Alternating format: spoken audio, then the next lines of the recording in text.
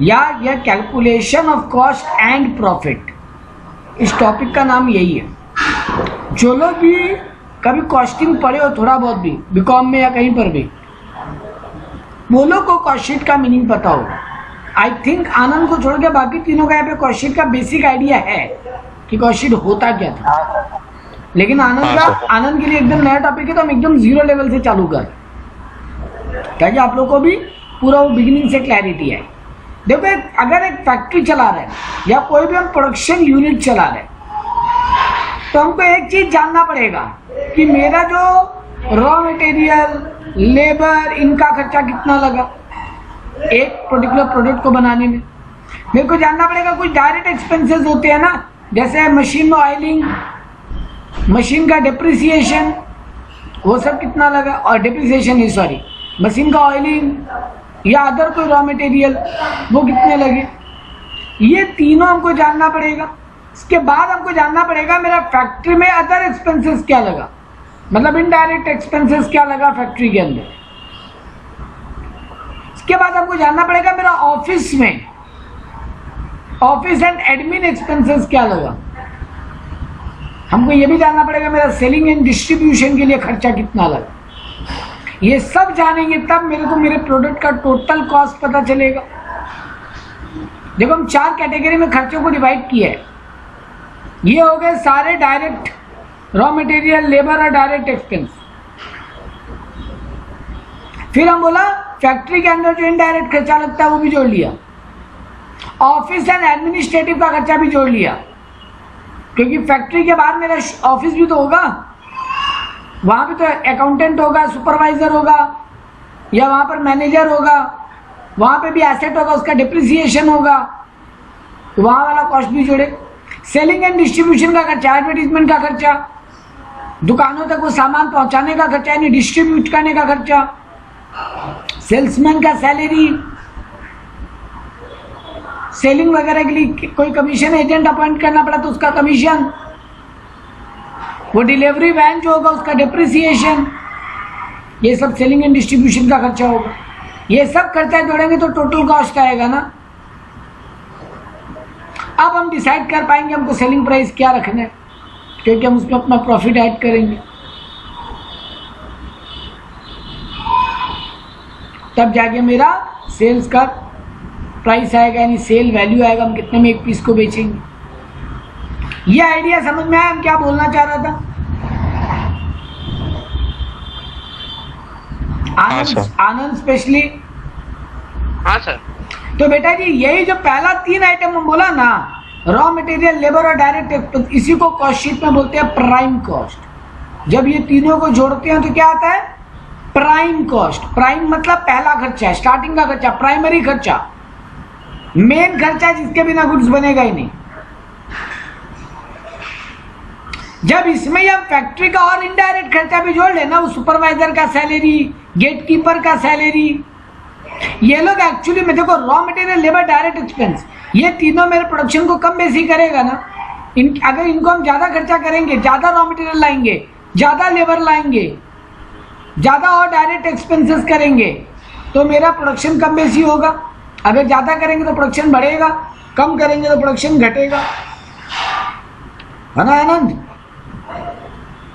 Direct खर्चों को बढ़ाएंगे तो प्रोडक्शन बढ़ेगा, और डायरेक्ट खर्चों को कम करेंगे तो प्रोडक्शन घटेगा। सर आप 1 लाख का रॉ मटेरियल लाएंगे तो 1 लाख का रॉ मटेरियल जितना सामान बनेगा। अगर आप 50,000 के रॉ मटेरियल लाएंगे तो 50,000 का सामान बनेगा। 2 लाख का रॉ मटेरियल लाएंगे तो 2 लाख का सामान बनेगा। आप लेबर को ज्यादा पेमेंट करोगे तो ज्यादा प्रोडक्शन करेगा, तभी तो ज्यादा पे करोगे। कोई कंपनी बेवकूफ तो है नहीं जो लेबर को ज्यादा पेमेंट कर देगा, भाई वो प्रोडक्शन नहीं कर रहा उतना। तो सर ज्यादा लेबर को पेमेंट कर रहे हैं मतलब ज्यादा प्रोडक्शन भी हो रहा है, कम पेमेंट कर रहे हैं मतलब कम प्रोडक्शन हो रहा होगा। जैसे मशीन में ज्यादा प्रोडक्शन हो रहा है तो मशीन को ऑयलिंग वगैरह है, वो कैरेज इनवर्ट वगैरह वो सब खर्चा करना पड़ता है, भाड़ा वगैरह तो ज्यादा होगा। कम प्रोडक्शन करेंगे तो कम होगा। तो सर इसीलिए इनको प्राइम कॉस्ट बोला जाता है। मेन खर्चा, स्टार्टिंग का खर्चा जिनके बिना प्रोडक्शन होगा ही नहीं। सर उसके अलावा फैक्ट्री के अंदर ही और भी खर्चे लगते हैं जो इनडायरेक्ट है, जिनसे प्रोडक्शन अप डाउन नहीं होगा। जैसे मशीन का डिप्रिसिएशन, जैसे सुपरवाइजर का सैलरी, क्योंकि सुपरवाइजर का काम खाली घूम घूम के लेबर पर नजर रखना है। उससे तुम्हारा खर्चा अप डाउन नहीं होता, सॉरी प्रोडक्शन अप डाउन नहीं होता। सर गेटकीपर पे आप सैलरी दे रहे हैं, गेटकीपर रखे हैं, उसका काम है चोरी वोरी करके कोई भागे नहीं और सब पे नजर रखना, उससे प्रोडक्शन अप डाउन नहीं होगा सर। सर लेबर का हेल्पर, इनडायरेक्ट लेबर जिसको बोलते हो तुम, वो लेबर का हेल्पर सिर्फ लेबर को मदद करेगा, इससे बहुत ज्यादा प्रोडक्शन अप डाउन नहीं होगा, वो डायरेक्टली प्रोडक्शन में इन्वॉल्व नहीं है। तो सर वो सबको बोलते हैं फैक्ट्री इनडायरेक्ट एक्सपेंसेस या इनडायरेक्ट ओवरहेड जिसको बोलोगे। लेबर और रॉ मटेरियल को छोड़कर बाकी सबको क्या बोलते हैं? ओवरहेड्स। तो ये डायरेक्ट एक्सपेंसेस को तुम डायरेक्ट ओवरहेड बोलोगे, ये फैक्ट्री इनडायरेक्ट एक्सपेंसेस को इनडायरेक्ट फैक्ट्री ओवरहेड बोलोगे। तो सर ये प्राइम कॉस्ट में अगर ये इनडायरेक्ट फैक्ट्री ओवरहेड भी ऐड कर दें तो क्या आ गया सर? उसको जो बोलते हैं, जब हम प्राइम कॉस्ट में फैक्ट्री का इनडायरेक्ट ओवरहेड भी ऐड कर ले तो उसको बोलते हैं वर्क कॉस्ट या फैक्ट्री कॉस्ट, काम करने का खर्चा या फैक्ट्री का खर्चा। हाँ सर, तो अब तक फैक्ट्री का सारा कुछ कवर हो चुका है इसके अंदर, डायरेक्ट और इनडायरेक्ट। अब फैक्ट्री से बाहर निकल के कहाँ जाएं? सर पहले ऑफिस चलिए, ऐसे याद रखने का ट्रिक होता है, पहले ऑफिस चलिए। तो office and admin expenses, accountant का सैलरी, ऑफिस के एसेट का डिप्रिसिएशन, ऑफिस का इलेक्ट्रिक बिल, ऑफिस में जो कंपनी के डायरेक्टर मैनेजर बैठते हैं उनका सैलरी, ऑफिस में स्टेशनरी का खर्चा, ऑडिट चार्जेस, ये सब ऑफिस खर्चा है। तो सर इनको भी ऐड कर लीजिए। तो जब वर्क कॉस्ट में हम ऑफिस का एडमिन ओवरहेड भी जोड़ लेंगे, इनडायरेक्ट ऑफिस ओवरहेड जिसको बोल सकते हो, या फिर जिसको एडमिन एंड ऑफिस ओवरहेड भी बोलते हैं, उसको अगर ऐड कर लेंगे हम वर्क कॉस्ट के अंदर, तो क्या आएगा मेरा? Cost of production, cost of production. इसमें हमको क्या ऐड करना होगा? मेरा opening stock of finish goods और closing stock of finish goods minus करना होगा, तब जो आता है उसको बोलते हैं कॉस्ट ऑफ गुड्स सोल्ड। क्योंकि इस बार प्रोडक्शन हुआ 1 लाख पीस, लेकिन ये पूरा 1 लाख बिका थोड़ी ना होगा। सर इस 1 लाख में हो सकता है 80,000 बिका हो, 20,000 पड़ा रह गया, तो क्लोजिंग स्टॉक माइनस कीजिए, क्योंकि हमको अल्टीमेटली क्या जानना है? जो गुड्स सोल्ड हुआ उसका कॉस्ट कितना, और ओपनिंग वाला स्टॉक पक्का बिका होगा इस बार, तो हम ओपनिंग फिनिश गुड्स को ऐड कर लेंगे इस 1 लाख में। मान लो ओपनिंग फिनिश गुड्स 50,000 रुपया का था, तो ये 1,50,000 का गुड्स बिकेगा इस बार, लेकिन इसमें से 80,000 का गुड्स नहीं बिका क्लोजिंग, वो माइनस कर लेंगे। सॉरी 80,000 बिका मतलब 20,000 का क्लोजिंग नहीं बिका, तो वो हटा लेंगे। तो अल्टीमेटली इस बार कितने का माल बिका उसको बोलते हैं कॉस्ट ऑफ गुड्स सोल्ड। तो हम अब तक क्या फॉर्मेट में मूव किए? सर आप पहले तीनों डायरेक्ट एक्सपेंस ऐड किए और उसको क्या नाम दिए? Prime cost. सर उसके बाद उसमें फैक्ट्री का इनडायरेक्ट ओवरहेड ऐड किए, उसको क्या नाम दिए? फैक्ट्री कॉस्ट या वर्क कॉस्ट। सर उसमें आप ऑफिस का ओवरहेड ऐड किए, उसको क्या नाम दिए? Cost of production. उसमें आप ओपनिंग फिनिश गुड्स ऐड किए और क्लोजिंग फिनिश गुड्स का वैल्यू माइनस किए, उसको क्या नाम देंगे? Cost of goods sold. और आखिरी में आप selling and distribution overhead add किए और आपका आ गया कॉस्ट ऑफ सेल्स। अब सेलिंग प्राइस अगर पता हो तो प्रॉफिट निकाल लो, और अगर प्रॉफिट पता हो तो ऐड करके सेलिंग प्राइस निकाल लो।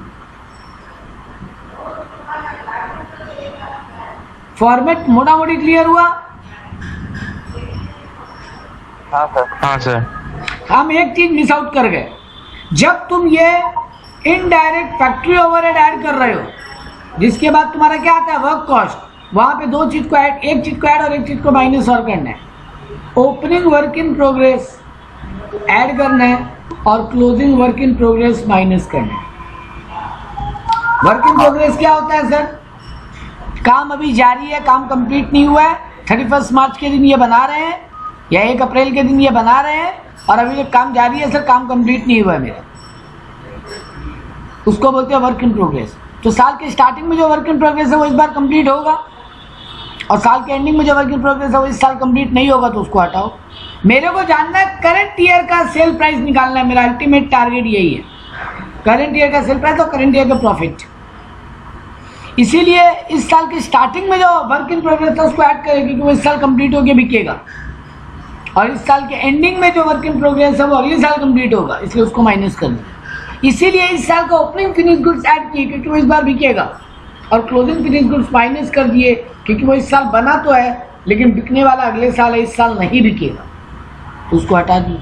तो पूरा फॉर्मेट क्या हुआ सर, तीनों डायरेक्ट एक्सपेंस ऐड किए, आ गया प्राइम कॉस्ट, उसमें फैक्ट्री का इनडायरेक्ट ओवरहेड ऐड किए, ओपनिंग WIP ऐड किए, क्लोजिंग WIP माइनस किए, तो आपका फैक्ट्री कॉस्ट या वर्क कॉस्ट आ गया। उसमें ऑफिस का इनडायरेक्ट ओवरहेड ऐड किए तो आपका आ गया कॉस्ट ऑफ प्रोडक्शन। उसमें आप ओपनिंग फिनिश गुड्स ऐड किए और क्लोजिंग फिनिश गुड्स माइनस किए तो आ गया कॉस्ट ऑफ गुड्स सोल्ड। उसमें सेलिंग एंड डिस्ट्रीब्यूशन का खर्चा ऐड कर लिए, आ गया कॉस्ट ऑफ गुड्स सोल्ड, और उसमें प्रॉफिट ऐड कर लोगे तो आ जाएगा सेल्स। यही है आपका cost sheet. Is it clear sir? Selling distribution जोड़ के क्या आया? सेलिंग डिस्ट्रीब्यूशन को जोड़ेंगे जब आप कॉस्ट ऑफ गुड्स सोल्ड में तो आपका आ जाएगा कॉस्ट ऑफ सेल्स, बेचने का टोटल खर्चा। कॉस्ट ऑफ गुड्स सोल्ड क्या होता है, जो माल बिका उसका कॉस्ट कितना, और उसमें सेल का भी खर्चा ऐड कर लिए तो जो माल टोटल बिका उसका कॉस्ट कितना। ठीक बात, कॉस्ट ऑफ सेल्स, बेचने का खर्चा तक। अब उसमें प्रॉफिट ऐड कर ले तो सेलिंग प्राइस आ जाएगा ना। मान लो मेरा ये जो कॉस्ट ऑफ सेल्स है उसको टोटल कॉस्ट भी बोलते हैं। कॉस्ट ऑफ सेल्स का दूसरा नाम क्या है, टोटल कॉस्ट भी है। ये है कॉस्ट शीट। अभी हम आपको बुक में फॉर्मेट दिखाएगा, डोंट वरी। पहले एक आइडिया बिल्डअप किया कि पहले सारे डायरेक्ट खर्चों को ऐड करो, उसमें इनडायरेक्ट फैक्ट्री का खर्चा ऐड करो, उसमें ओपनिंग WIP ऐड करो, क्लोजिंग WIP माइनस करो, तो आ गया फैक्ट्री के अंदर तक का खर्चा। इसीलिए उसको वर्क कॉस्ट या फैक्ट्री कॉस्ट बोलते हैं। सर उसमें आप और क्या ऐड किए, ऑफिस का खर्चा। अब आप फैक्ट्री से बाहर निकले और ऑफिस गए, ऑफिस का सारा खर्चा ऐड किए, ऑफिस का डिप्रिसिएशन, ऑफिस का खर्चा ऐड किए तो आ गया आपका कॉस्ट ऑफ प्रोडक्शन। इस साल जो प्रोडक्शन हुआ उसका कॉस्ट कितना। अब उसमें आप ओपनिंग फिनिश गुड्स ऐड कर लिए, क्लोजिंग फिनिश गुड्स माइनस कर दिए तो आ जाएगा आपका cost of sales, sorry cost of goods sold. इस बार जो माल बिका उसका कॉस्ट कितना, और फिर उसमें सेलिंग का खर्चा ऐड कर लिए तो आ गया कॉस्ट ऑफ सेल्स या टोटल कॉस्ट। अब प्रॉफिट अगर गिवन है तो सेल वैल्यू निकल जाएगा, और अगर सेल वैल्यू गिवन है तो कॉस्ट में से प्रॉफिट सेल वैल्यू माइनस कर लो तो प्रॉफिट निकल आएगा। आपको पूरा फॉर्मेट कभी नहीं बनाने बोल सकता क्योंकि आपका MCQ पेपर है, लेकिन आपको ये ट्रिक्स जानना होगा कि किसको ऐड करने से क्या आता है। एक यहाँ पे छोटा सा थ्योरेटिकल नोट दिया जो हम पहले भी पढ़ा चुका है, दोबारा हम कभी बोल दे रहे हैं। लास्ट क्लास बोला था आई थिंक हम ये कि एलिमेंट ऑफ कॉस्ट में क्या क्या आता है, मटेरियल, लेबर और अदर एक्सपेंस। मटेरियल दो टाइप का, डायरेक्ट इनडायरेक्ट, लेबर दो टाइप का, डायरेक्ट इनडायरेक्ट, अदर एक्सपेंस दो टाइप का, डायरेक्ट इनडायरेक्ट। ये मटेरियल का डायरेक्ट और मटेरियल का लेबर का डायरेक्ट को अगर छोड़ दें, मटेरियल का डायरेक्ट एंड लेबर का डायरेक्ट को अगर छोड़ दें तो बाकी सबको क्या बोलते हैं, ओवरहेड्स। तो मटेरियल का इनडायरेक्ट हो, लेबर का इनडायरेक्ट हो, या अदर एक्सपेंसेस का डायरेक्ट इनडायरेक्ट दोनों, ये सब क्या कहलाते हैं, ओवरहेड्स। ठीक है।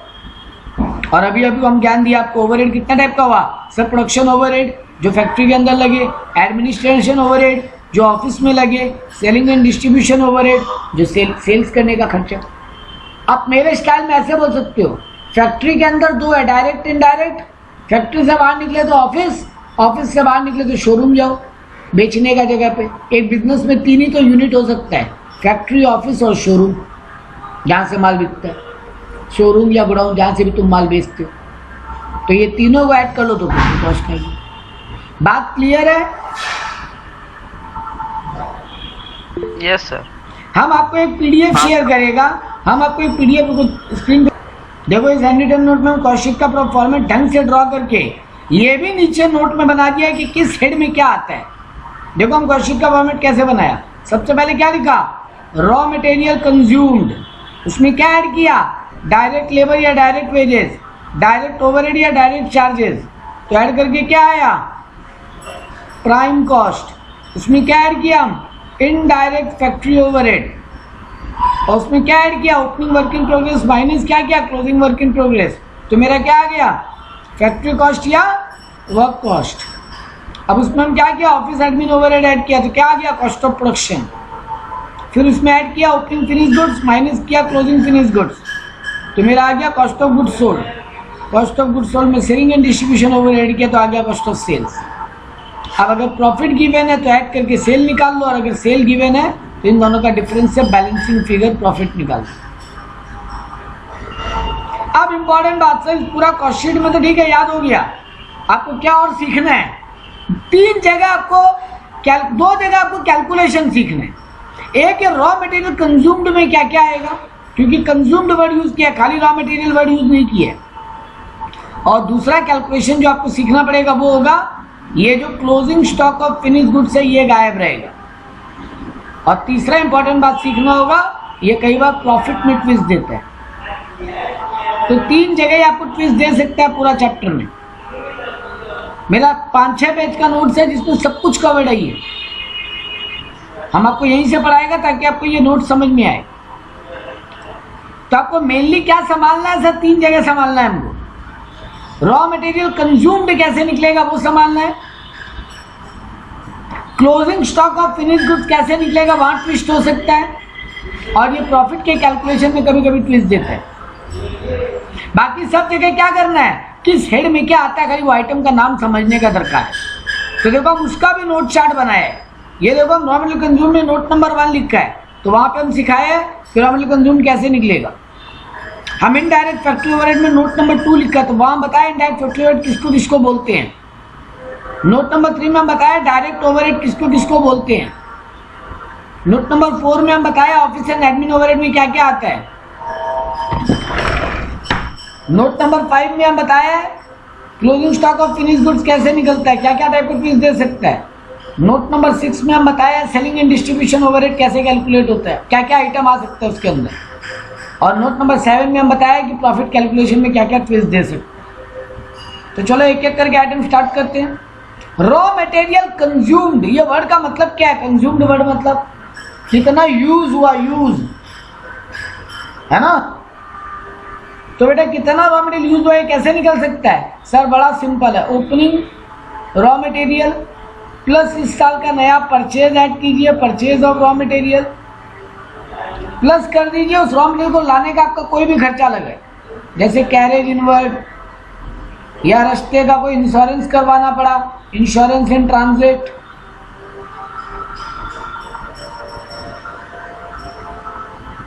या और कोई पैकिंग वैकिंग का आपको एक्स्ट्रा कोई खर्चा करना पड़ा इस रॉ मटेरियल को लाने के लिए, मतलब ये रॉ मटेरियल को लाने के लिए आपका कोई भी खर्चा हुआ, माइनस क्या कर देंगे, closing stock of raw material. तो देखो रॉ मटेरियल कंज्यूम का मतलब क्या होता है, इस साल कितना यूज हुआ। तो सर साल के स्टार्टिंग में जो था वो पक्का इस साल यूज हो गया होगा। नया जो खरीद के लाए उसमें से क्लोजिंग अगर हटा दें तो बाकी यूज हुआ होगा। और ये सब खर्चा भी कॉस्ट को बढ़ाता है, तो रॉ मटेरियल का खर्चा है भाई, ये सब भी ऐड कर दिया। तो रॉ मटेरियल कंज्यूम कैसे निकलेगा, opening plus purchase plus raw material को लाने का खर्चा माइनस क्लोजिंग। बात क्लियर है। यस हाँ सर। तो ये देखो हम फॉर्मूला लिख के रखा है, रॉ मटेरियल कंज्यूम में opening stock of raw material plus purchase minus closing plus carriage inward या फ्रेट, कोई एक्साइज ड्यूटी या कोई other charges to bring the raw material, ये सब ऐड करें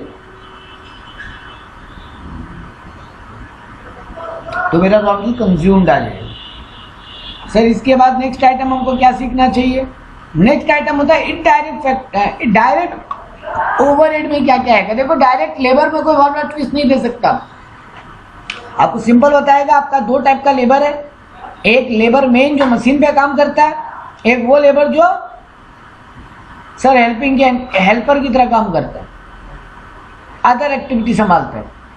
वो प्रोडक्शन में इन्वॉल्व नहीं है लेकिन लेबर है, तो वो यहाँ नहीं आएगा, यहाँ डायरेक्ट लेबर आएगा। और जो प्रोडक्शन में इन्वॉल्व नहीं है लेकिन लेबर है वो कहाँ आएगा, सर इनडायरेक्ट फैक्ट्री ओवरहेड। तो सर डायरेक्ट लेबर में कोई ट्विस्ट नहीं दे सकता। हाँ लेकिन ये डायरेक्ट ओवरहेड में क्या क्या आता है और इनडायरेक्ट फैक्ट्री ओवरहेड में क्या क्या आता है उसका हम एक लिस्ट बना रखा है। रटना नहीं है बेटा, केवल एक बार पढ़ के देख लेना, आपके लिए, आपके क्लैरिफिकेशन के लिए बनाया। तो देखो हम क्या लिखा है, डायरेक्ट चार्जेस में क्या क्या आएगा। कोई भी आपको रॉयल्टी देना पड़ रहा है, मान लो हम तुमको एक प्रोडक्शन करने बोला और हम तुमको बोला मेरे प्रोडक्ट के ऊपर हमको ये वाला मार्क चाहिए या ये वाला प्रोडक्शन का हमको टेक्निक यूज करना है, तुम्हारे पास उसका राइट्स नहीं है, तो जिसके पास उसका राइट्स है तुमको उससे वो राइट्स खरीदना पड़ेगा मेरे लिए प्रोडक्शन करने के लिए, है ना। तुमको एक प्रोडक्ट बनाने हम बोला, वो प्रोडक्ट बनाने का कुछ राइट्स है जो तुम्हारे पास नहीं है, किसी और के पास है, तो तुमको वो प्रोडक्शन करने के लिए वो राइट्स को बाई करना पड़ेगा मेरे लिए, या भाड़ा देना पड़ेगा उसका मेरे लिए। तो तुम जो उसको पे करके आ रहे हो उसको बोलते हैं रॉयल्टी। जैसे एग्जांपल देते हैं, पुराने पिक्चरों के गाने होते हैं, आजकल देखते हो मैक्सिमम मूवीज में पुराना पिक्चर का गाना यूज कर रहे हो लोग, रिमिक्स कर करके। तो क्या विदाउट परमिशन वो गाना अपने पिक्चर में यूज कर सकता है आजकल लोग? नहीं सर, वो गाना जो बनाया या जो फिल्म प्रोड्यूस किया था पुराना, जो उसका प्रोड्यूसर या म्यूजिक कंपोजर था पुराना वाला, उनसे परमिशन लेना होगा। जिसके पास उसका राइट्स है उससे परमिशन लेके इस पिक्चर में यूज कर सकते हैं। मैक्सिमम चांस है सर वो विदाउट पैसा तो परमिशन देगा नहीं, तो वो जो पैसा ले रहा है उसको क्या बोलते हैं, रॉयल्टी। तो तुम मेरा गुड्स को बना के देने के लिए भी किसी को रॉयल्टी देकर आ रहे हो, तो वो भी गुड्स का डायरेक्ट चार्जेस होगा। तुम मेरा गुड्स बनाने के लिए कोई चीज भाड़ा पे लेकर आए हो, मान लो तुम बिल्डिंग बना के दे रहे हो मेरे को, क्रेन तुम भाड़ा पे लेके आए हो, तो वो भी डायरेक्ट चार्जेस में आएगा, क्योंकि उसके बिना काम होगा नहीं। वो कोई स्पेसिफिक इक्विपमेंट जो तुमको भाड़ा पे लाना पड़ा मेरे प्रोडक्शन के लिए, और उस इक्विपमेंट के बिना काम होगा ही नहीं, इसलिए वो डायरेक्ट है। कोई स्पेसिफिक रॉ मटेरियल है जो तुमको मेरे गुड्स बनाने के लिए अलग से यूज करना पड़ा, other than main raw material. Other than जैसे शर्ट बनाने के लिए मेन रॉ मटेरियल क्या होगा, कपड़ा। शर्ट बनाने के लिए मेन रॉ मटेरियल क्या होता है, कपड़ा, क्लोथ। लेकिन कपड़े के अलावा शर्ट में और क्या लगता है, शर्ट, बटन, धागा। उनके बिना प्रोडक्शन होगा क्या शर्ट का? नहीं ना। तो सर वो भी डायरेक्ट चार्जेस है, वो मेन रॉ मटेरियल नहीं है, इसको रॉ मटेरियल में नहीं डाले सर, लेकिन उसको कहाँ डाले, डायरेक्ट चार्जेस, क्योंकि सर उसके बिना आपका प्रोडक्शन होगा ही नहीं। सर आपको कोई स्पेसिफिक सॉफ्टवेयर बनाना पड़ा मेरा काम करने के लिए, तो सॉफ्टवेयर बनाने का खर्चा भी डायरेक्ट चार्जेस नहीं आएगा। या अदर कोई भी एक्सपेंस जो प्रोडक्शन से डायरेक्टली कनेक्टेड है, जिसके बिना प्रोडक्शन पॉसिबल नहीं हो पाता, ऐसा कोई भी खर्चा अगर है वो आपका डायरेक्ट चार्जेस होगा। जो प्रोडक्शन को कम बेसी करता हो, जिसके बिना प्रोडक्शन इम्पैक्ट नहीं हो सकता, वो होता है डायरेक्ट चार्जेस। तो ये सब आता है जनरल। सर रटना है, बिल्कुल रटना नहीं है बेटा जी। आपके एग्जाम ओरिएंटेड काम में बोलते बहुत बार डायरेक्ट चार्जेस या डायरेक्ट ओवरहेड वर्ड ही यूज कर लेगा। इनडायरेक्ट फैक्ट्री ओवरहेड क्या होता है, सर कोई इनडायरेक्ट मटेरियल लगा, कोई इनडायरेक्ट वेजेस देना पड़ा लेबर को, डेप्रिसिएशन प्लांट एंड मशीनरी का जो फैक्ट्री में यूज हो रहा है, कोई स्पेयर पार्ट लगाना पड़ा अलग से, मशीन को रिपेयरिंग करवाना पड़ा, फैक्ट्री का बिल्डिंग को रिपेयरिंग कराना पड़ा, फैक्ट्री का प्लांट एंड मशीनरी या फैक्ट्री के बिल्डिंग का इंश्योरेंस करवाना पड़ा, कोई इंजीनियरिंग अलग से हमको करवाना पड़ा मशीन वगैरह का, फैक्ट्री का लाइटिंग यानी फैक्ट्री का इलेक्ट्रिक बिल। देखो मशीन में जो इलेक्ट्रिसिटी लग रहा है वो कहाँ जाना चाहिए, डायरेक्ट चार्जेस की इनडायरेक्ट चार्जेस, डायरेक्ट चार्जेस की इनडायरेक्ट फैक्ट्री ओवरहेड। मशीन में जो इलेक्ट्रिसिटी लग रहा है, वेरी गुड, वो डायरेक्ट, हाँ वो डायरेक्ट है बेटा। अच्छा मशीन में बिना इलेक्ट्रिसिटी दिए प्रोडक्शन कर लोगे, मतलब बिना मशीन में इलेक्ट्रिक गया प्रोडक्शन होगा क्या, नहीं बेटा। डायरेक्ट चार्जेस उसी को बोलते हैं जिसके बिना प्रोडक्शन पॉसिबल नहीं है, और इनडायरेक्ट वो हो गए जिनके बिना प्रोडक्शन तो पॉसिबल है लेकिन सर दिक्कत आएगा। अब मशीन को अगर रिपेयर नहीं कराते हो तो प्रोडक्शन नहीं होगा, ये नहीं बोल सकते अरे मशीन पूरा बंद नहीं हो गया, वो मत सोचना, हम नॉर्मल रिपेयरिंग का बात कर रहे हैं। तो सर प्रोडक्शन तो फिर भी होगा, लेकिन आपका प्रोडक्शन का क्वालिटी खराब हो सकता है, धीरे हो सकता है, तो मशीन को रिपेयर कराना पड़ा, है ना। मशीन में जो नट बोल्ट अलग से ठीक लगाना पड़ा चेंज करके, बेटा वो नट बोल्ट से प्रोडक्शन नहीं होता, लेकिन सर मशीन को दिक्कत हो सकता है चलाने में, तो वो सब इनडायरेक्ट है। फैक्ट्री में लाइट नहीं जलता तो क्या प्रोडक्शन नहीं होता, फैक्ट्री में पंखा नहीं चलता, बल्ब नहीं जलता, ट्यूबलाइट नहीं जलता तो क्या प्रोडक्शन नहीं होता? बोलो होता है कि? हाँ, दिक्कत है। लेकिन मशीन में लाइट नहीं जाता तो, इलेक्ट्रिसिटी नहीं जाता तो पॉसिबल नहीं है। हाँ, इसीलिए मशीन का इलेक्ट्रिक बिल डायरेक्ट चार्जेस है, लेकिन फैक्ट्री में बाकी इलेक्ट्रिक बिल इनडायरेक्ट चार्जेस है। तुमको कोई चीज मैन्युफैक्चरिंग करने के पहले बहुत सारा रिसर्च करवाना पड़ा। अब रिसर्च को तुम बोल सकते थे सर ये भी तो डायरेक्ट है, अगर रिसर्च नहीं करते तो प्रोडक्शन नहीं होता। नहीं, रिसर्च अगर नहीं करते तो और अच्छा प्रोडक्शन नहीं कर पाते। यहाँ पे ये नहीं बोल रहा है कि तुम कोई चीज को बनाने के लिए पहली बार रिसर्च कर रहे हो, और रिसर्च एक्चुअली में जब करते हो ना तो श्योर नहीं होते हो कि रिसर्च सक्सेसफुल होगा कि अनसक्सेसफुल, है ना। रिसर्च पे बहुत सारा ऐसा खर्चा लगता है। एक बात बताओ, कोरोना का जो भी मेडिसिन बनाया होगा वो पहली बार की रिसर्च में सक्सेसफुल हो गया था कि उसको हो सकता है कई बार रिसर्च करना पड़ा हो। तो जब वो रिसर्च कर रहा था वो श्योर था क्या प्रोडक्शन हो जाएगा, तो उसको डायरेक्टली कनेक्टेड नहीं बोल सकते। ठीक बात। सर ये लिस्ट अगेन रटना नहीं है, जस्ट एक बार गो थ्रू कर लेना, हम क्लास के बाद पीडीएफ ग्रुप में डाल देगा। चलिए सर, तो बैलेंस शीट के फॉर्मेट का हमको क्या, कॉस्ट शीट के फॉर्मेट का हमको क्या क्या याद हो गया? रॉ मटेरियल कंज्यूम किसको बोलते हैं हमको पता चल गया। डायरेक्ट ओवरहेड में क्या आता है, इनडायरेक्ट फैक्ट्री ओवरहेड में क्या आता है हमको पता चल गया। अब कहाँ निकल के जाएं sir? Opening WIP, closing WIP, वो तो गिवन होगा बेटा, डोंट वरी, वो निकालना नहीं पड़ता, ये निकालना नहीं पड़ता है, ये गिवन होगा। सर अब आ जाइए, ऑफिस फैक्ट्री से बाहर निकलिए और कहाँ चलें? चलिए सर ऑफिस घूम के आते। चलो, ऑफिस एंड एडमिन ओवरहेड में क्या क्या आएगा ये देखो लिस्ट।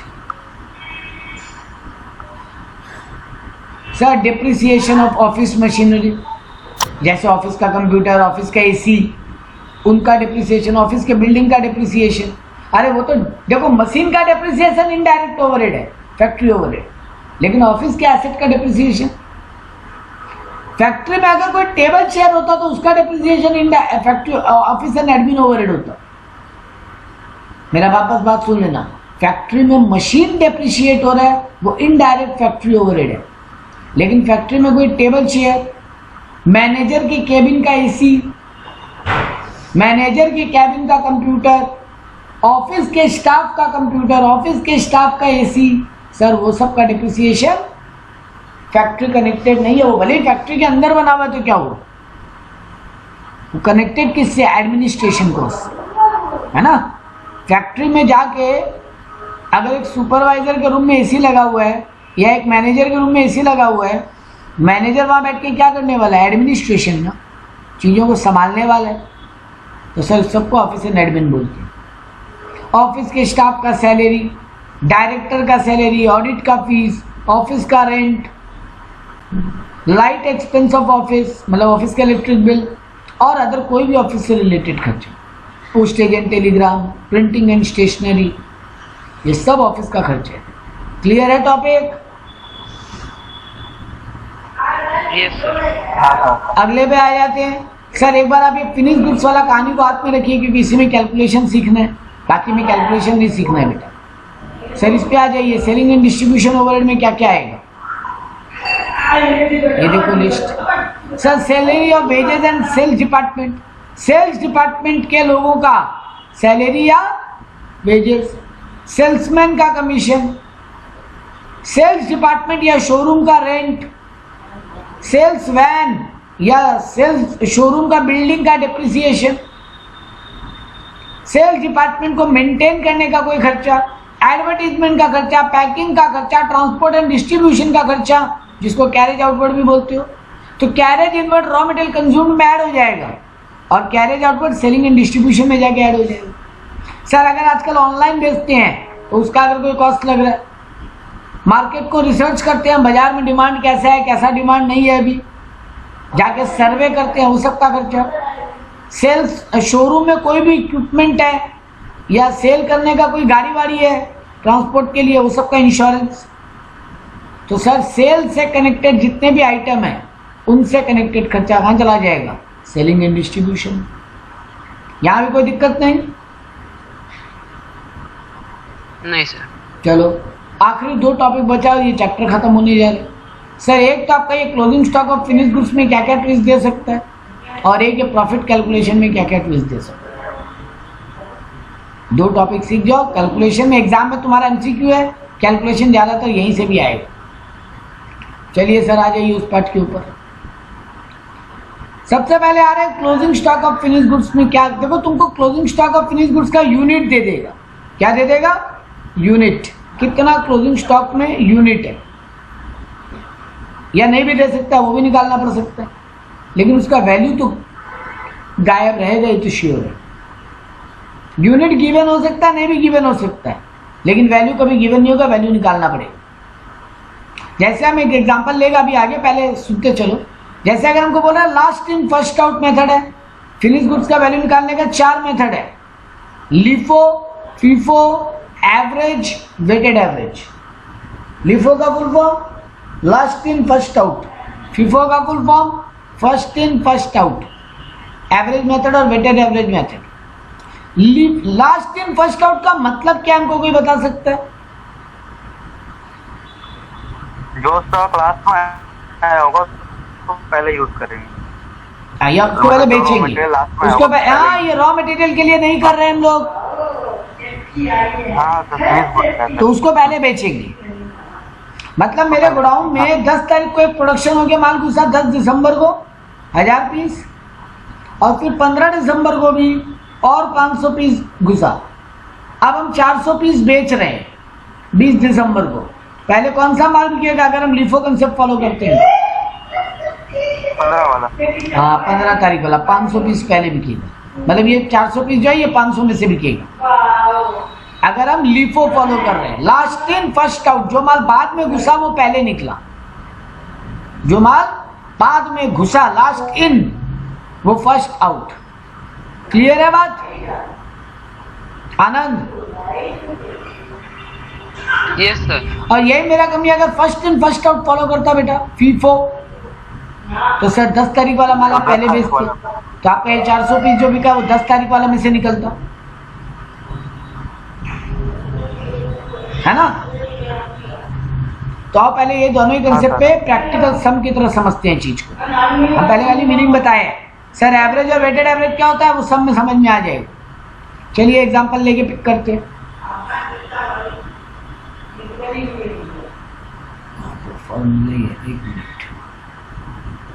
ये रहा, मान लो मेरा कॉस्ट। देखो एक बात समझो, ये फिनिश गुड्स का वैल्यू निकालने वाला झमेला किस स्टेप के बाद करना है?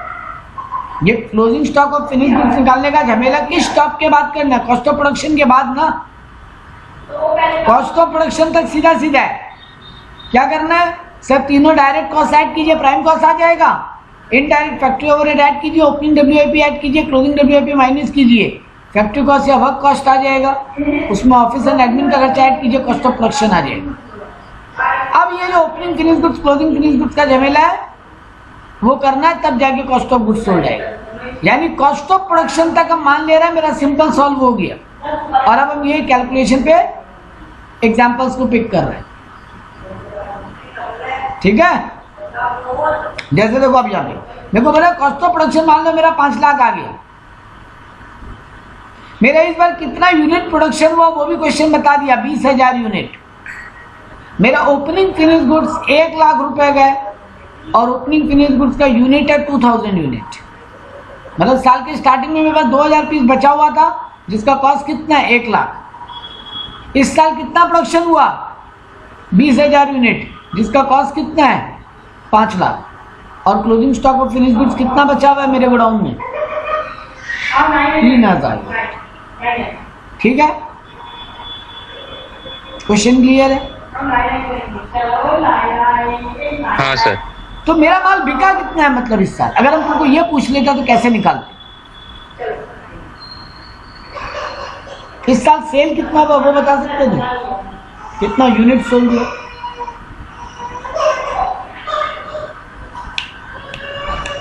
बोलो बोलो, ट्राई करो।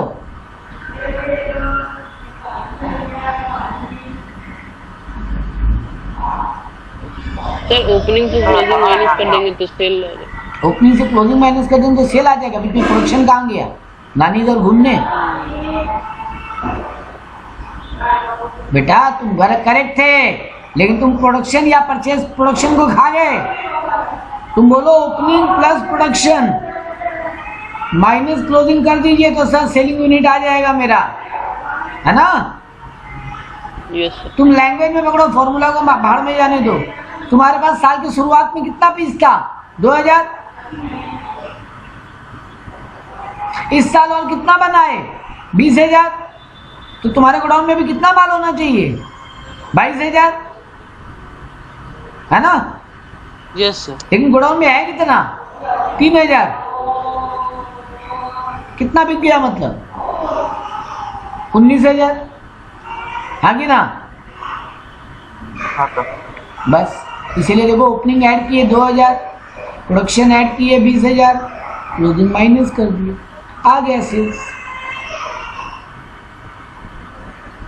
ये तो किया हम लैंग्वेज में, ये तो किया साल की शुरुआत में पास 2000 का और 20,000 बनाए, तुम्हें पास 22,000 पीस होना चाहिए। 3,000 बिक गए, 3,000 बचा पड़ा है, मतलब 19,000 क्या वो बिक गया होगा सर। तो वही तो कि opening plus production minus closing. तो फॉर्मूला की जगह उसको लैंग्वेज में लो, जिंदगी आसान रहेगी। चाहो तो फॉर्मूला ठीक है, कोई दिक्कत नहीं।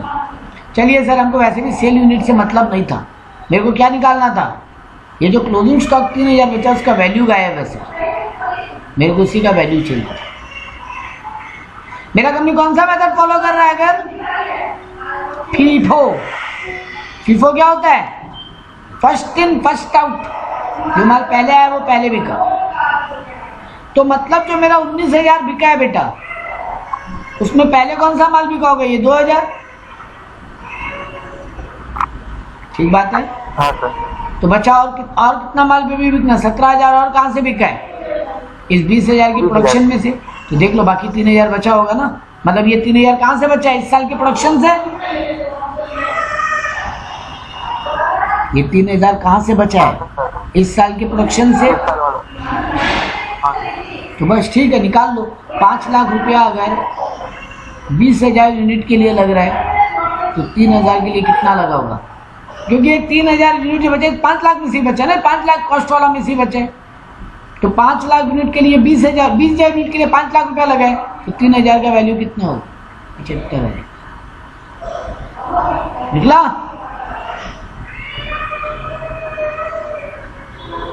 निकला बेटा, बात समझ में आया हम क्या किए? सर 17,000 कहाँ से आया? बेटा जी टोटल माल कितना बेचे हो? सेल कितना निकाले थे अभी अभी? 19,000। हाँ, ये 19,000 माल बिका है इस साल। आनंद तुम्हारा, आनंद अनम्यूट रहो ना, बार बार म्यूट क्यों कर ले रहे हो खुद को? हाँ सर।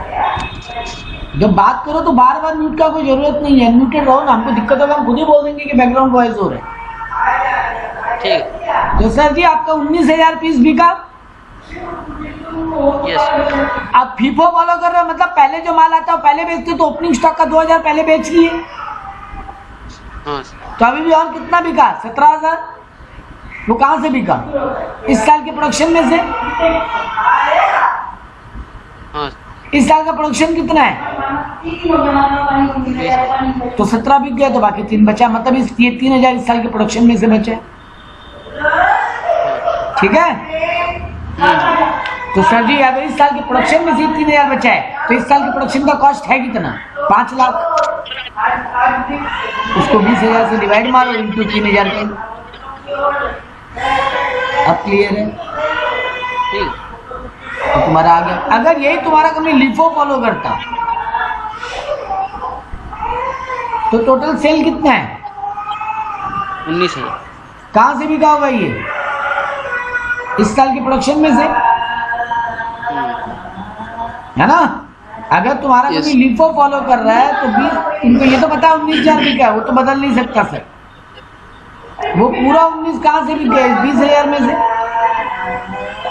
मतलब इस बार का प्रोडक्शन में से 1,000 पीस बचा हुआ पड़ा और 2,000 साल के स्टार्टिंग वाला बचा हुआ पड़ा।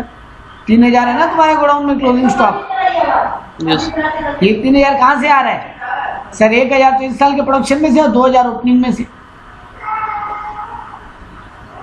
ये 2,000 का तो कॉस्ट पता ही है, 1 लाख। इस 1000 का कॉस्ट निकाल लो, वही 5 लाख डिवाइडेड बाई 20,000 इंटू 1000।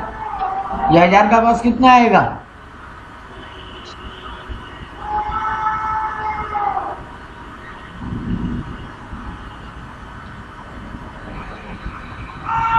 $25,000 है ना? यस। और 1 लाख तो वो 2000 यूनिट का तो 1 लाख पता ही है। इस साल का क्लोजिंग स्टॉक का वैल्यू कितना आ रहा है एज पर LIFO? 1,25,000। क्लियर है मेरा कहानी? ये देखो हम यहाँ शो भी किया है। 3,000 जो बच रहा है उसमें से 1,000 आउट ऑफ करेंट है और 2,000 आउट ऑफ ओपनिंग है। उसका तो 1 लाख दाम पता ही है, करंट वाले का दाम निकाल लो। 5 लाख बाई 20,000 इंटू 1000 तो आ गया तुम्हारा LIFO। कोई दिक्कत नहीं। अब इनका करते क्या? अरे सर इनका करते कुछ सिंपल काम एकदम। जब हम कॉस्ट शीट बना रहे होते हैं, मेरा कॉस्ट ऑफ प्रोडक्शन तो 5 लाख हम लिख ही देते। देखो यहाँ पे अगर लिखते तो कैसे लिखते? सर कॉस्ट ऑफ प्रोडक्शन में लिखते हैं 5 लाख। ओपनिंग का वैल्यू हमको पता ही होता है 1 लाख। अब अगर LIFO फॉलो कर रहे हैं तो क्लोजिंग में 75,000 माइनस करते लिख के, और अगर FIFO कर रहे हैं तो 1 लाख लिख देते। सॉरी, FIFO कर रहे हैं तो 75,000 लिख देते, LIFO कर रहे हैं तो 1 लाख लिख देते। ठीक बात? माइनस करके मेरा कॉस्ट ऑफ गुड्स सोल्ड आ जाता। 5 लाख प्लस 1 6 लाख, या तो 25 माइनस करो या 75, जो तुम्हारा कंपनी मेथड फॉलो कर रहा है तो आ जाते। मान लो एक बार हम FIFO फॉलो कर रहे हैं, फर्स्ट इन फर्स्ट आउट, तो 75,000 बचता है मेरा वैल्यू। तो 6 लाख माइनस 75,000 कितना होता? 5,25,000। ये आ गया कॉस्ट ऑफ गुड्स सोल्ड। अब उसमें सेलिंग का खर्चा ऐड करते तो आ जाता है कॉस्ट ऑफ सेल्स।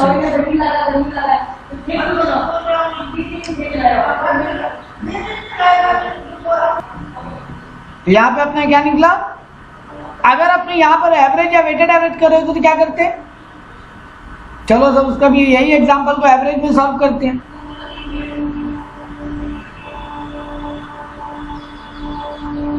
एवरेज में क्या करते हैं? सर एवरेज में पहले लॉजिक समझाइए। ओपनिंग स्टॉक का रेट प्लस इस साल के प्रोडक्शन का रेट को ऐड करके डिवाइड बाय 2 कर लेते। वो जो रेट आता है उससे closing stock of finished goods को मल्टीप्लाई करना। ओपनिंग स्टॉक का रेट कैसे निकलेगा? ओपनिंग स्टॉक का वैल्यू कितना है? 1 लाख, उसका यूनिट कितना है? 2000। कितना रेट आता? 50 रुपया। और इस साल के प्रोडक्शन का 5 lakh divided by 1 lakh, sorry divided by कितना यूनिट प्रोड्यूस हुआ? 20,000। तो इसका रेट कितना आता? 25 रुपया। तो 50 प्लस 25 कितना होता है? 75। 75 डिवाइड बाई 2 कर लो। एवरेज बोला ना, एवरेज रेट का एवरेज। याद करने का तरीका क्या होगा? दोनों के रेट का एवरेज। तो 75 का एवरेज डिवाइड बाई 2 करोगे कितना आएगा? 37.5। अब तुम्हारा क्लोजिंग स्टॉक कितना है? 3,000। इंटू 3,000 कर लो। तुम्हारा 1,12,500 आ जाएगा। और यही अगर वेटेड एवरेज होता तो दोनों का वैल्यू ऐड करो डिवाइडेड बाय दोनों का यूनिट का टोटल से डिवाइड करो और इनटू तो करना ही है क्लोजिंग स्टॉक ऑफ फिनिश्ड। ये तो सब में कॉमन था। देखो तुम LIFO फॉलो करो या FIFO फॉलो करो, तुम इंटू 3,000 तो लास्ट में कर ही रहे। यहाँ क्या बोला? दोनों का वैल्यू डिवाइडेड बाय दोनों का टोटल। दोनों का वैल्यू कितना है? ओपनिंग का वैल्यू कितना है? 1 लाख। क्लोजिंग इस साल के प्रोडक्शन का वैल्यू कितना है? 5 लाख डिवाइडेड बाई दोनों का यूनिट कितना है? 20 और 2 22,000। कितना रेट आएगा? 6 लाख डिवाइडेड बाई 22,000 कितना आ रहा है?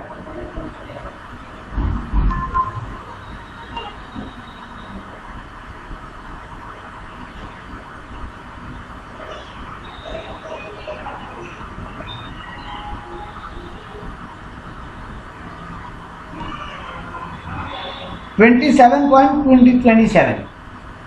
27.27 रेट आ रहा है, उसको मल्टीप्लाई बाय 3000 कर लो।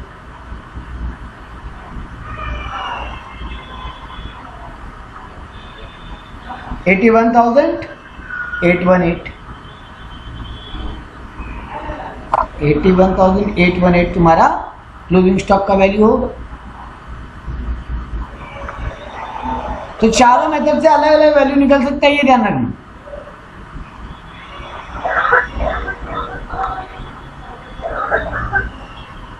ठीक है, ये जो वैल्यू आएगा उसको ले जाके क्या करेंगे सर,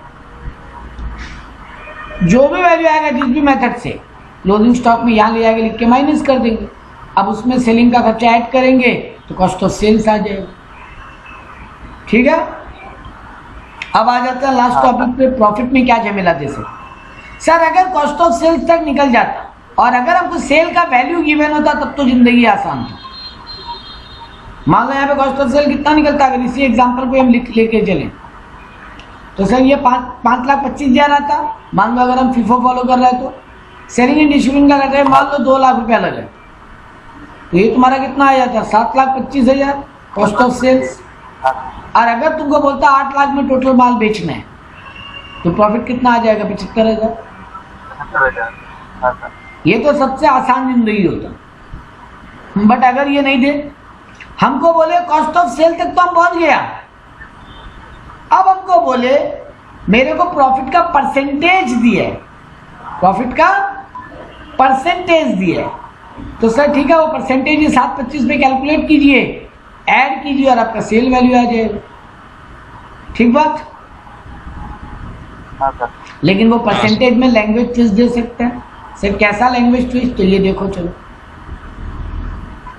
इसका भी हम एग्जांपल सॉल्व किया इस पीडीएफ में। अगर मेरे को बोलता, पहला केस ले रहे हैं, मेरे को परसेंटेज बोलता ऑन कॉस्ट, मतलब बोलता मान लो 20% ऑन कॉस्ट, और मेरे को कॉस्ट ऑफ सेल पता होता। अभी कॉस्ट ऑफ सेल निकाला ना, कितना आया था मेरा,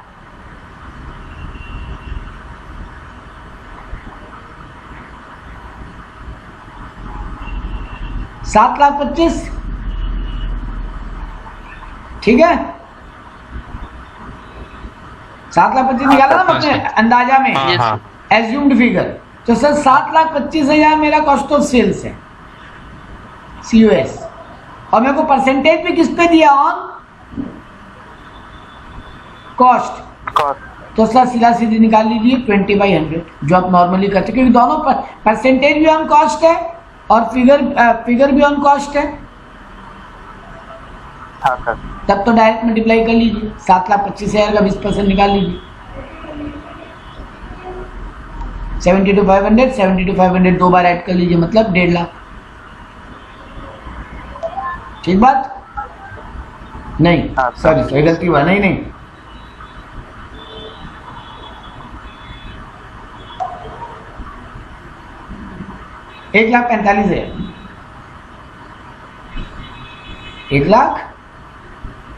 1,45,000।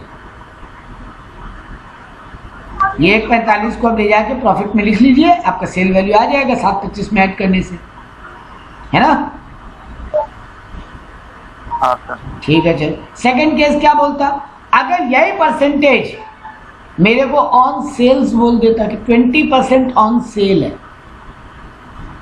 जबकि मेरे को फिगर कौन सा पता है, COS 7,25,000, वो फिगर ऑन कॉस्ट है ना। तो डायरेक्ट मल्टीप्लाई नहीं कर पाते तुम, नहीं सर, हमको सेल का परसेंटेज चाहिए होगा। हाँ, तो सेल का परसेंटेज क्या करते सर, सिंपली काम करते नहीं, सेल का परसेंटेज पता है हमको, कॉस्ट पे चाहिए परसेंटेज, क्योंकि फिगर ऑन कॉस्ट है। हाँ सर, हाँ। तो 20% का मतलब क्या होता है, 1/5। 1/5। तो मेरा CPSP का एक स्टोरी होता है, हम पहले भी कराया, दोबारा करा रहे, परसेंटेज ऑन सेल है, मतलब ऑन SP 1/5 है, तो ये ऑन CP कितना होगा, 1/4। 1/4। तो आप निकाल लो 7,25,000 का 1/4। ठीक है, जो आएगा वो तुम्हारा प्रॉफिट हो जाएगा। क्लियर है बात, मतलब तुमको करना पड़ता है, हाँ तुमको ये करना होता, अब अगर आ रहा है तीसरा केस, यहाँ पे तुमको बोल रहा है फिगर दे दिया सेल का, तुमको ये सीओएस तक नहीं पहुंचने दिया, तुमको क्वेश्चन यही ले जाके अटका दिया। मान लो ये सब फिगर गायब कर दिए, मान लो ये फिगर गायब कर दिए, तो तुम सीओएस नहीं निकाल पाओगे। सॉरी, ये कॉस्ट ऑफ गुड्स सोल्ड तक ठीक था, सॉरी ये सब ठीक थे, तुमको सेलिंग एंड डिस्ट्रीब्यूशन का खर्चा गायब कर दिया। तुम्हारा कॉस्ट ऑफ गुड्स सोल्ड तक ठीक है, वो तुम निकाल लिए, लेकिन तुम्हारा सेलिंग एंड डिस्ट्रीब्यूशन गायब है। अब अगर ये गायब है तो तुम कॉस्ट ऑफ सेल भी नहीं निकाल सकते, है ना। अगर तुमको कॉस्ट ऑफ गुड्स सोल्ड पता है, कितना आया था, 5,25,000 आया था, वो पता था मान लो। अब यहाँ 2 लाख जो हम तुमको बोला था ना सेलिंग का खर्चा, वो क्वेश्चन में गायब कर दिया। हाँ सर। तो सर वो नहीं निकाल सकते तो कॉस्ट ऑफ सेल भी नहीं निकाल सकते, ठीक है। लेकिन मेरे को ये बता दिया हमको 8 लाख का सेल रखना है, तो सर फिगर ऑन सेल पता है और परसेंटेज ऑन कॉस्ट पता है। फिगर ऑन सेल पता है और परसेंटेज ऑन कॉस्ट पता है, यही तो कहानी है। तुमको बता दिया 20% ऑन कॉस्ट, तुम्हारा प्रॉफिट कमाने का इच्छा है। 20% ऑन कॉस्ट, तुम्हारा प्रॉफिट कमाने का इच्छा है, ठीक है।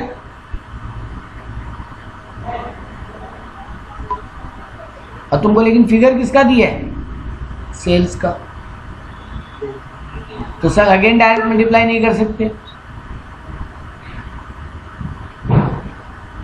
ठीक बात। तो क्या करेंगे सर वही सीपीएसपी का कहानी कर लीजिए।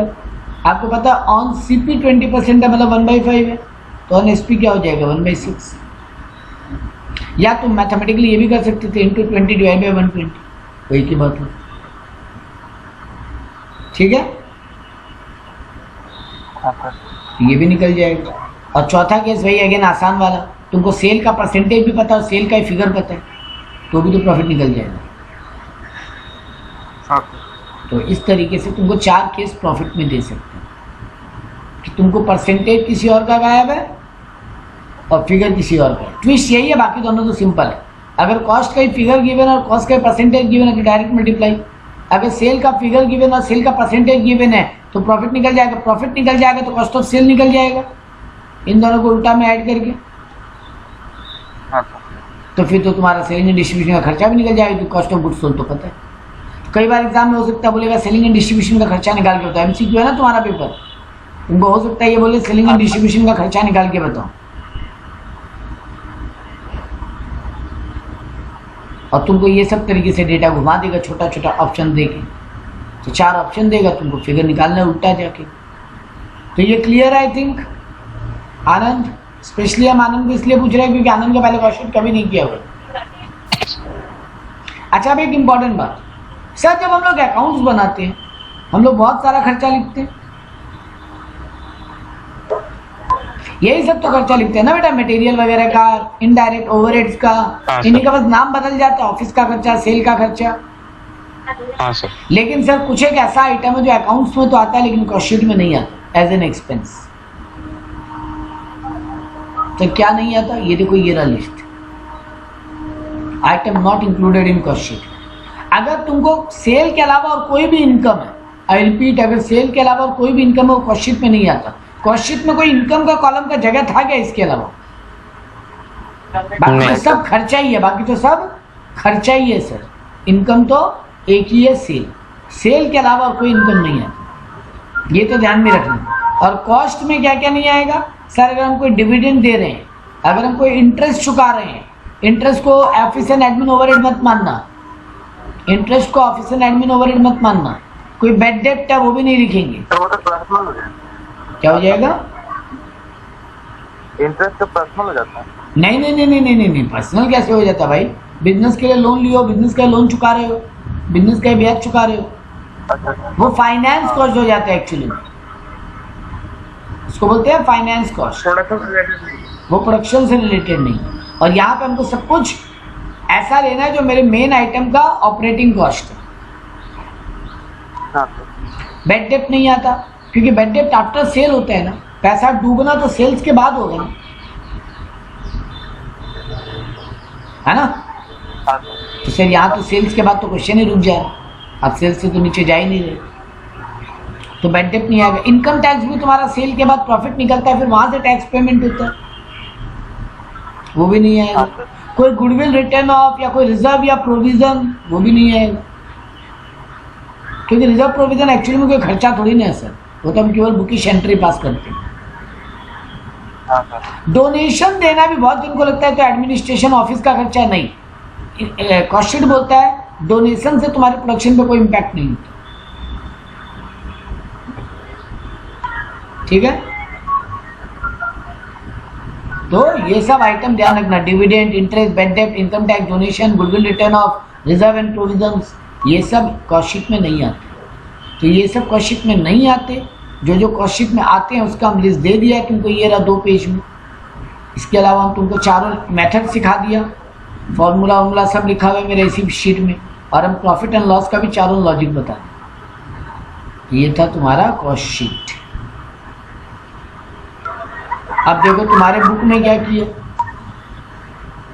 तुम्हारे बुक में देखो यही सब बताया कि डायरेक्ट लेबर में क्या आता है, डायरेक्ट एक्सपेंस क्या होता है, ओवरहेड क्या होता है, प्रोडक्शन सेलिंग डिस्ट्रीब्यूशन ओवरहेड में क्या क्या आता है, तो वो सब मेरे शीट में दिया हुआ। फिर यहाँ पे कॉस्ट शीट का एडवांटेजेस वो सब पढ़ना नहीं है, ये देखो फॉर्मेट, पूरा फॉर्मेट जो हम तुमको बताया वही है। क्या क्या आइटम नहीं आता देखो उसका भी पूरा लिस्ट दिया है। ये सारा मतलब तो वही जो हम बताएं उतना आइटम बहुत है। अब यहाँ पर तुमको बोला देखो ये सब छोटा छोटा सा बोला, from the following information find out purchases. कैसे निकलेगा परचेज? तुमको रॉ मटेरियल कंज्यूम्ड गिवन है, क्लोजिंग स्टॉक गिवन है, ओपनिंग स्टॉक गिवन है। रॉ मटेरियल कंज्यूम वाला फॉर्मूला लगा सकते हैं, opening raw material plus purchase of raw material plus direct expenses जो रॉ मटेरियल को लाने का, और minus closing stock of raw material, तभी तो आता है रॉ मटेरियल कंज्यूम्ड। हाँ। तो रॉ मटेरियल कंज्यूम्ड गिवन है तुमको 26,500, ओपनिंग स्टॉक गिवन है 3,000, परचेज गायब है वही तो निकालने बोला है, और क्लोजिंग स्टॉक गिवन है 4,500, और डायरेक्ट एक्सपेंस है नहीं तो मान लो 0। अब सॉल्व नहीं हो जाएगा परचेज का फिगर, 26,500 है, ये 3,000 इधर आएगा तो माइनस, ये 4,500 इधर आएगा तो प्लस आ जाएगा ओपनिंग स्टॉक परचेज। 26,500 में से 3,000 गया तो 23,500, 24, 28,000, 28,000 तुम्हारा परचेज का फिगर आ रहा है, ठीक है ना। इसीलिए वो फॉर्मूला दिया बेटा, फॉर्मूला से खेल के आंसर आ सकते। तुमको बोला प्राइम कॉस्ट 33,500 है, देखो तुमको कैसा सम दिया, प्राइम कॉस्ट दिया 33,500, डिप्रिसिएशन बोला है 1,500, और फैक्ट्री का रेंट है 200% ऑफ डिप्रिसिएशन, बोल रहा है फैक्ट्री कॉस्ट निकालना। तो प्राइम कॉस्ट में फैक्ट्री का इनडायरेक्ट ओवरहेड ऐड करते हो, ऐड ओपनिंग WIP करते हो, माइनस क्लोजिंग WIP करते हो, तब आ जाता है ना फैक्ट्री कॉस्ट या वर्क कॉस्ट। फॉर्मेट यही है। तो बस तुमको प्राइम कॉस्ट पता है 33,500, फैक्ट्री ओवरहेड में डिप्री एक आइटम दिया है वो ऐड करोगे 1,500, और उसके अलावा बोला है रेंट जो है वो 200% ऑफ डिप्री है, मतलब 3,000, तो 4,500 का तुम्हारा फैक्ट्री कॉस्ट है। ओपनिंग WIP क्लोजिंग WIP नहीं है तो कुछ ऐड लेस नहीं करना है, तो 33,500 में 4,500 ऐड कर दो, 38,000 तुम्हारा फैक्ट्री कॉस्ट आ गई। यही तुमको कई बार उल्टा करता, फैक्ट्री कॉस्ट देके बोलता प्राइम कॉस्ट तक जाओ। तो ये फॉर्मेट से खेलना आना बहुत जरूरी है तुमको, फॉर्मेट और फॉर्मूलाज नहीं पता है तो फंस जाओ। जैसे देखो यहाँ पे कॉस्ट ऑफ तो यहाँ सेल्स पे कैसे समझे डिप्रिसिएशन फैक्ट्री का ही है, ऑफिस का नहीं है? बेटा क्वेश्चन में कुछ बोला नहीं है तो तुम क्या मानोगे? डिप्रिसिएशन जनरली किसका होता है? मशीन्स का। बोला नहीं है तो ये एज्यूम करें कि डिप्रिसिएशन फैक्ट्री का ही, ठीक है। नेक्स्ट देखो जगह पे कॉस्ट ऑफ सेल्स दी है, बोल रहा है एडवर्टीजमेंट का खर्चा 600 रुपया, discount on sale 50% of advertisement cost है। बोला कॉस्ट ऑफ गुड्स सोल्ड निकालो। सर सीधा बात है, मेरे को अगर उल्टा जाने बोला यहाँ पे, क्योंकि COS दे दिए, कॉस्ट ऑफ गुड्स सोल्ड में हम क्या करते हैं एडलेस, तो कॉस्ट ऑफ गुड्स सोल्ड में आप selling and distribution overhead add करते हो तो आपका कॉस्ट ऑफ सेल आता है। कॉस्ट ऑफ सेल आपको दे दिया 37,416। अब आप सेलिंग एंड डिस्ट्रीब्यूशन ओवर सीधा आते हो तो ऐड करते हो तो उल्टा जाओगे तो क्या करोगे माइनस। तो ये 600 और यहाँ पे 50% ऑफ एडवर्टीजमेंट बोले है डिस्काउंट, तो 50% ऑफ 600 यानी 300 रुपया। तो 600 और 300 900 रुपया आपको माइनस करना है तो आ जाएगा COGS 36,516। तो उल्टा जाने भी बोल दिया, सीधा जाने बोल सकता है, फॉर्मेट नहीं पता है तो फंस जाओगे। ठीक है ना। देखो यहाँ पे जैसे बोला फैक्ट्री कॉस्ट का 3,95,000, find office and admin overhead which is 7.315% of factory cost. Sir ये तो बच्चा वाला बात है, फैक्ट्री कॉस्ट दे के बोला हाँ सीधा परसेंटेज निकालना है। ठीक है तो निकाल दिया, तो अमाउंट आ गया इतना रुपया तुम्हारा ऑफिस एंड एडमिन ओवरहेड। तुमको यहाँ पे बोला ग्रॉस फैक्ट्री कॉस्ट जो है वो इतना है और नेट फैक्ट्री कॉस्ट इतना है। ये ग्रॉस और नेट में क्या फ़र्क होता है? सब ग्रॉस फैक्ट्री कॉस्ट जो होता है उसमें ऐड करेंगे ओपनिंग WIP माइनस करेंगे क्लोजिंग WIP। अब जो आता है उसी को बोलते हैं नेट फैक्ट्री कॉस्ट। ये नया बात जानिए, ठीक है ना। ग्रॉस फैक्ट्री कॉस्ट मतलब जो opening WIP closing WIP add minus करने के पहले जो कॉस्ट है, अब इन दोनों को इफेक्ट करें तो उसको नेट फैक्ट्री कॉस्ट बोलते हैं। तो sir net factory cost given है 54,000, ग्रॉस फैक्ट्री कॉस्ट गिवन है 58,000। हम क्या करते हैं इसमें add opening WIP minus add opening WIP closing less closing WIP। देखो ये रहा ओपनिंग WIP गिवन है, तो सर क्लोजिंग WIP नहीं निकालोगे, ये माइनस करना होता है ना, सीधा आते हो तो 58 में ऐड करोगे यानी कितना होगा 64 नहीं 66, इन दोनों को ऐड करोगे तो 66। सर ये माइनस करते हैं तब 54 पे पहुंचते हैं। तो अभी क्या -54 करेंगे तो यहाँ पहुंच जाएंगे। कितना का गैप आएगा 12,000 है ना। 66 में कितना माइनस करेंगे 54,000 हो जाए आ गया। हाँ जैसे तुम्हें यहाँ पे एक और क्वेश्चन दिया, देखो बोल रहा है प्राइम कॉस्ट 41,000 है। ये देखो कितना मजेदार क्वेश्चन दिया, direct labour cost consist of skilled labour 6,000, unskilled labour 2,000। ठीक है ना सर, कोई फर्क नहीं पड़ता, दोनों को जोड़ के मेरा टोटल लेबर आ जाएगा ना। प्राइम कॉस्ट दे दिया है मेरे को, पीसी दे दिया है मेरे को 41,000। मेरे को निकालने क्या बोला, वर्क कॉस्ट निकालने बोला।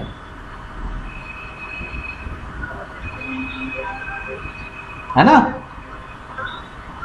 हाँ सर, तो इसमें तो डायरेक्ट लेबर का कोई काम ही नहीं है सर। काम तो नहीं, हाँ काम नहीं है, लेकिन आगे डेटा में वैसे काम दे दिया। तुमको क्या बोला, देखो वेरिएबल वर्क ओवरहेड जो है ना वो 100% ऑफ डायरेक्ट वेजेज है और फिक्स वर्क ओवरहेड जो है वो 60% ऑफ डायरेक्ट वेजेज है। ठीक है ना सर। डायरेक्ट वेजेज तो हमको पता है 8,000 है ना। हाँ। अरे लेबर स्किल्ड हो या अनस्किल्ड हो, अगर वो मशीन पे काम कर रहा है तो मेरा फैक्ट्री कॉस्ट ही ना, है तो मेरा लेबर कॉस्ट ही ना। तो सर तुम्हारा 8,000 लेबर कॉस्ट है। अब तुमको बोला वेरिएबल ओवरहेड जो है प्राइम कॉस्ट में क्या करोगे, फैक्ट्री ओवरहेड को ऐड करोगे, तब आएगा ना तुम्हारा क्या बोलते हैं वर्क कॉस्ट या फैक्ट्री कॉस्ट। तो ये जो फैक्ट्री ओवरहेड ऐड करते हैं, फैक्ट्री ओवरहेड में दोनों ही आ जाता है ना, वेरिएबल हो या फिक्स्ड हो, उससे कोई फर्क नहीं पड़ता सर। फैक्ट्री ओवरहेड होता है चाहे वो वेरिएबल है या फिक्स्ड है, तो दोनों को ऐड कर लेंगे तो आ जाएगा। तो क्या बोला तुमको, बोला 100% ऑफ डायरेक्ट वेजेस तुम्हारा वेरिएबल कॉस्ट। तुम्हारा डायरेक्ट वेजेस कितना 8,000, 8,000 का 100% ये भी 8,000 आएगा वेरिएबल ओवरहेड। और फिक्स के लिए क्या बोला है 60% ऑफ डायरेक्ट वेजेस, 8,000 का 60% 4,800। तो सर ये दोनों ऐड कर लीजिए 41,000 में, 41,000 में 12,800 ऐड कर लीजिए।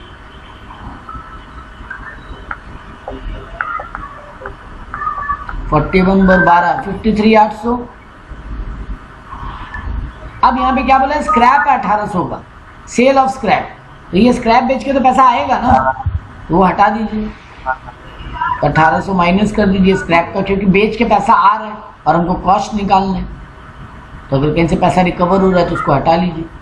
आपका 52,000 आ गया वर्क कॉस्ट। ठीक है ना।